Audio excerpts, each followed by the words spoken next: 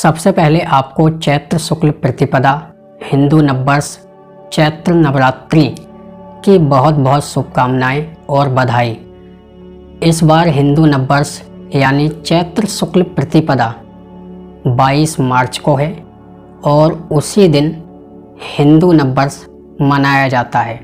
ऐसा माना जाता है कि सृष्टि का आरंभ उसी दिन हुआ था। बहुत सारी जानकारी हिंदू नववर्ष के संबंध में आपको YouTube, गूगल पर मिल जाएगी।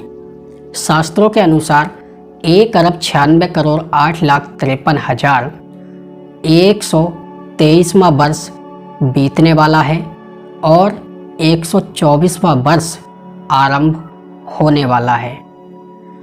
यही वह दिन है जिस दिन की प्रकृति अर्थात कि दुनिया की रचना हुई, सूर्य की पहली किरण पृथ्वी पर आई थी। यही वो दिन है जिस दिन श्री रामचंद्र जी का राज्याभिषेक हुआ था।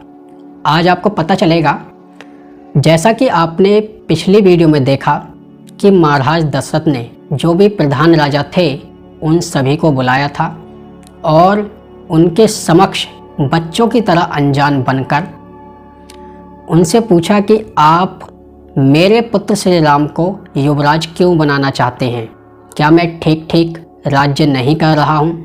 तभी जो प्रधान राजा थे उन्होंने सबने मिलकर श्री राम के गुणों का बखान किया और उन्होंने बोला, क्या बोला? हम लोग आपके पुत्र श्री राम को, जो नील कमल के समान हैं, श्याम हैं और शत्रु नाशक हैं, युवराज देखना चाहते हैं। ऐसा उन्होंने कहा और यह सुनकर महाराज दशरथ गदगद हो गए, खुशी हो गए। उसके बाद में महाराज दशरथ ने गुरु वशिष्ठ और वामदेव आदि जो ब्राह्मण थे सबसे विचार विमर्श किया और विचार विमर्श करने के बाद क्या कहा, ये आप देखेंगे वाल्मीकि रामायण अयोध्या कांड सर्ग 3 में श्लोक संख्या 4 में। यहाँ पे लिखा है, महाराज दशरथ कहते हैं, इस श्रेष्ठ और पवित्र चैत्र मास में, जिसमें वन पुष्पों में सुशोभित हो रहे हैं, श्री राम के राज्याभिषेक के लिए तैयारी कीजिए। ऐसा उन्होंने कहा और जो उनके गुरु थे उन्हें यह भी बताया कि जो भी सामग्री की आवश्यकता है श्री राम के युवराज बनाने के लिए, जो भी उचित सामग्री चाहिए, आप वह भी बताइए, उसकी भी आज्ञा दीजिए ताकि उसको जल्द से जल्द उपलब्ध कराया जा सके और जिसको इकट्ठा किया जा सके। तब जो उनके गुरु थे, गुरु वशिष्ठ जी, उन्होंने कुछ सामग्री बताई और सामग्री बताने के बाद और उन्होंने क्या क्या बताया, उन्होंने बताया, ये आप देखेंगे अयोध्या कांड सर्ग 3 वाल्मीकि रामायण श्लोक संख्या 8, 9, 10, 11 में यहाँ पे लिखा है, स्वर्ण आदि रत्न, बलीन यज्ञ की सामग्री और सब औषधियाँ, श्वेत पुष्प की मालाएं, लाजा अर्थात जो धान की खील होती है उसको लाजा कहा जाता है, लाजा, पृथक पृथक पात्रों में शहद एवं घृत, नए वस्त्र, रथ और सब अस्त्र शस्त्र, चतुरंगी सेना, शुभ लक्षणों वाले हाथी, 2 चवर, सफ़ेद ध्वजा, छत्र अग्नि के समान देदीप्यमान, स्वर्ण निर्मित 100 कलश। इस तरह से उन्होंने जो भी सामग्री थी गुरु वशिष्ठ जी ने वो बताई। सामग्री बताने के बाद जो मंत्री थे उनको आज्ञा दी कि आप इस सामग्री को अतिशीघ्र इकट्ठा करें। मंत्री अपने काम में लग जाते हैं। उसके बाद महाराज दशरथ, जो उनके मंत्री थे महाराज दशरथ के सुमंत्र जी, उनको आज्ञा देते हैं कि आप श्री राम को अतिशीघ्र बुला कर लाओ। वो सुमंत्र जी महाराज दशरथ की आज्ञा पाकर श्री राम को रथ में बिठाकर लेकर आते हैं। आज बात करेंगे महाराज दशरथ ने श्री राम को क्या उपदेश दिए थे। प्राकृति और कामज व्यसन क्या है, क्या 10 शत्रु हैं, क्या 10 प्राकृति हैं, इस विषय में। मैं हूं राकेश कुमार चंद्रवंशी, वैश्य बड़ा भुर्जी समाज से, और आप देख रहे हैं आपका अपना चैनल चंद्रा जी। यदि आपने अभी तक चैनल को सब्सक्राइब नहीं किया है तो चैनल को सब्सक्राइब करें, वीडियो को लाइक करें और जितना हो सके उतना अधिक से अधिक शेयर करें ताकि जानकारी दूसरों तक भी पहुंच जाए।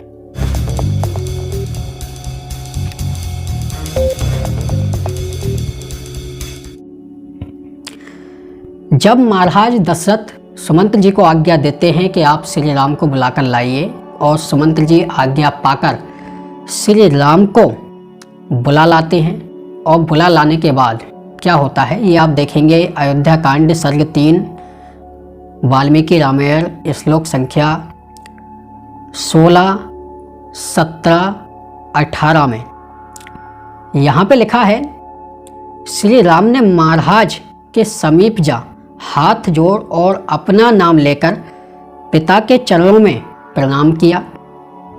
जब महाराज ने देखा कि श्री राम हाथ जोड़े हुए उनके समीप खड़े हैं तो उन्होंने राम का हाथ पकड़कर उन्हें अपने गले लगाया तथा अपने समान ऊंचे स्वर में एवं रत्न जटित उत्तम आसन पर बैठने की आज्ञा दी। और महाराज दशरथ श्री राम को क्या बता रहे हैं। श्री राम वहां पर जो बैठ जाते हैं, वो बैठने के बाद आप देखेंगे कि यहाँ पर श्री राम ने हाथ जोड़कर अपने पिताजी को प्रणाम किया और अपना नाम बताया। क्योंकि कहा जाता है कि कहीं पर जाओ, किसी का अभिवादन करो जो विद्वान हो, तो अभिवादन करते समय अपना नाम भी जरूर बताना चाहिए। ऐसा ही मनु स्मृति में लिखा है, आप देखेंगे मनु स्मृति अध्याय 2 श्लोक संख्या 122। यहाँ पे लिखा है, विप्र अर्थात विद्वान अपने से बड़े को अभिवादन करके अपना नाम भी बताते हैं। जैसे कि मैं राकेश कुमार आपको नमस्कार करता हूँ। इस तरह से जो भी विद्वान जो आपसे बड़े होते हैं उनको जब अभिवादन किया जाता है तो अभिवादन के साथ साथ अपना नाम भी बताया जाता है। ऐसा ही मनु महाराज ने मनु स्मृति अध्याय 2 श्लोक संख्या 122 में लिखा है। आगे वृद्धों को नमस्कार करने से क्या लाभ है, तो इस विषय में महर्षि मनु अध्याय 2 श्लोक संख्या 121 में लिखते हैं, और उन्होंने बताया है, जो नमस्कार करने के स्वभाव वाला है और प्रतिदिन वृद्धों की सेवा करता है, उसके आयु, विद्या, यश और बल इन चारों की वृद्धि होती है। कि जो भी वृद्धों की सेवा करता है, कहना मानता है, तब उसकी आयु, बल, यश, वैभव में वृद्धि होती है। ऐसा मनु महाराज लिखते हैं। अब प्रश्न उठता है कि अभिवादन किस तरह से करना चाहिए। उसके विषय में मनु महाराज लिखते हैं, मनु स्मृति अध्याय 2 श्लोक संख्या 72 में यहाँ पे लिखा है, अलग अलग हाथ करके गुरु के पैर छुए, दाहिने हाथ से दाहिना और बाएं हाथ से बायां पैर छुए। जैसे कि अभी तक आपने देखा होगा कि जो भी विद्वान लोग हैं जो बड़ों के चरण स्पर्श करते हैं, तब वह जो उल्टा कर देते हैं, सीधे हाथ से बायां पैर और बाएं हाथ से सीधा पैर छूते हैं। जबकि मनु महाराज यहाँ पे लिखते हैं मनु स्मृति अध्याय 2 श्लोक संख्या 72 में कि अलग अलग हाथ करके, यानी अलग अलग हाथ करके पैरों को छूना चाहिए। सीधे हाथ से सीधा पैर, बाएं हाथ से बायां पैर, इस तरह से छूना चाहिए। और ये सब महाराज दशरथ अपने पुत्र श्री राम को बता रहे हैं, सिखा रहे हैं। चलिए आगे बढ़ते हैं कि महाराज दशरथ क्या बताते हैं। जब महाराज दशरथ ने श्री राम को उच्च सिंहासन पर बैठने का आदेश दिया और बैठाया, उसके बाद में महाराज दशरथ प्रसन्न होकर अपने पुत्र को देखते हुए देखते हैं कि कैसी शोभा है, तो उन्हें बहुत ही अच्छा लगता है और वो कहते हैं, क्या कहते हैं ये आप देखेंगे अयोध्या कांड सर्ग 3 में श्लोक संख्या 21 में। यहाँ पे महाराज दशरथ अपने पुत्र श्री राम से कहते हैं, तुम मेरी ज्येष्ठ पत्नी के अनुरूप ही मेरे पुत्र हो, तुम में सब उत्तम गुण विद्वान हैं और तुम मुझे अत्यंत प्रिय हो। ऐसा महाराज दशरथ श्री राम से कहते हैं। आगे कहते हैं, क्योंकि तुमने अपने गुणों से प्रजा को प्रसन्न कर रखा है, इसीलिए तुम पुष्य नक्षत्र में युवराज पद को प्राप्त करो। ऐसा उन्होंने श्री राम से कहा। और आगे लिखा, यद्यपि तुम स्वभाव से ही विनम्र एवं गुण संपन्न हो तथा स्नेहवश मैं तुम्हारे हित की बात कहता हूँ, उसे सुनो। अब यहाँ पर महाराज दशरथ ने क्या बताया? यहाँ पे महाराज दशरथ श्री राम को बताते हैं, ये आप अयोध्या कांड सर्ग 3 में श्लोक संख्या 24 में देख सकते हैं। यहाँ पे लिखा है, तुम्हें योग्य है कि और अधिक विनय को धारण करके सदा जितेंद्रिय बनो तथा काम और क्रोध से उत्पन्न व्यसनों को छोड़ दो। आगे लिखा, परोक्ष दूत आदि द्वारा और प्रत्यक्ष स्वयं जांच पड़ताल की वृत्ति को धारण करके अमात्य आदि सब प्राकृतियों को सदा प्रसन्न रखो। अब काम क्रोध के विषय में यहाँ पे महाराज दशरथ बता रहे हैं और उन्होंने काम क्रोध के विषय में क्या बताया, तो इस विषय में मनु महाराज लिखते हैं, मनुस्मृति अध्याय 7 श्लोक संख्या 47 में क्या लिखा? यहाँ पे लिखा, काम से उत्पन्न होने वाले दोष। और वो दोष क्या है? 1 शिकार करना, 2 जुआ खेलना, 3 दिन में सोना, 4 दूसरों की झूठी निंदा करना, 5 स्त्रियों में आसक्ति, 6 मद्यपान, 7 नाचना, 8 गाना, 9 बजाना और 10 व्यर्थ इधर उधर घूमना। ये 10 जो हैं यह कामज व्यसन है। आगे, अब क्रोध से उत्पन्न होने वाले दोष, ये तो काम से उत्पन्न होने वाले दोष थे। अब जब क्रोध आता है तब क्या क्या दोष होते हैं, उसके विषय में मनु महाराज लिखते हैं अध्याय 7 श्लोक संख्या 48 में।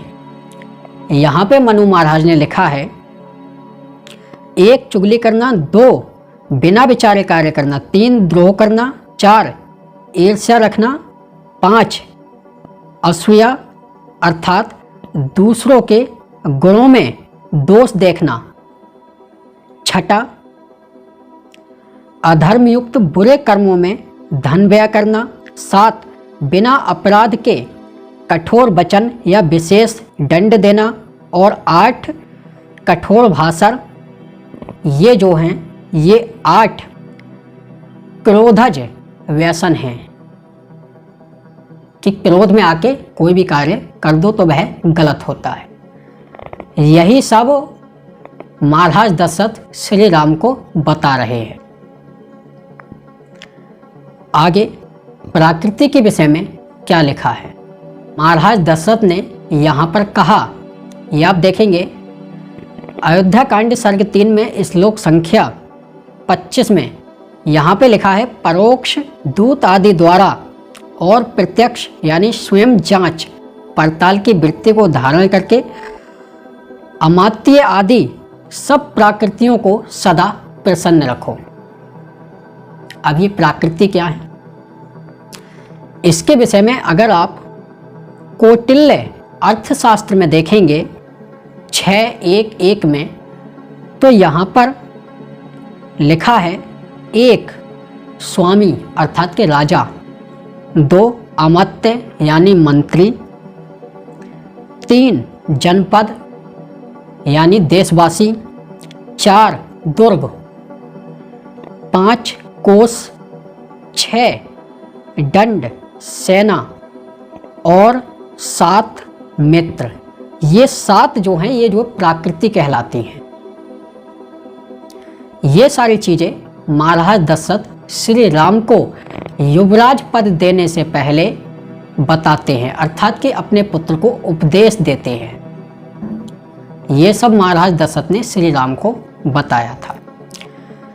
आगे महाराज दशरथ कहते हैं, अयोध्या कांड वाल्मीकि रामायण सर्ग 3 में श्लोक संख्या 26-27, इसमें आप देखेंगे तो इसमें लिखा है, महाराज दशरथ क्या बताते हैं, अन्न के भंडार को तथा अस्त्र शस्त्रों के भंडार को सदा अन्न और अस्त्र शस्त्रों के संग्रह से बढ़ाते रहो। देखो, जो राजा अपनी प्रजा को प्रसन्न रखकर राज्य करता है, उससे और उसके मित्र ऐसे ही प्रसन्न रहते हैं जैसे देवता अमृत पान से प्रसन्न होते हैं। अतः हे वत्स, तुम अपने आप को संयम में रखकर जैसा मैंने कहा है वैसा आचरण करो। ऐसा उन्होंने महाराज दशरथ ने श्री राम से कहा। तो अब आपको समझ में आ गया होगा कि महाराज दशरथ ने श्री राम को क्या उपदेश दिया था युवराज बनाने से पहले। तो आज और अभी के लिए इतना ही। जल्द मिलेंगे आपसे अगले वीडियो में। तब तक के लिए आप सभी को जय श्री राम, जय श्री कृष्ण। अगर अभी तक आपने चैनल को सब्सक्राइब नहीं किया है तो चैनल को सब्सक्राइब करें, वीडियो को लाइक करें और जितना हो सके उतना अधिक से अधिक शेयर करें। तो एक बार मेरे साथ मिलकर बोलिए सत्य सनातन वैदिक धर्म की जय।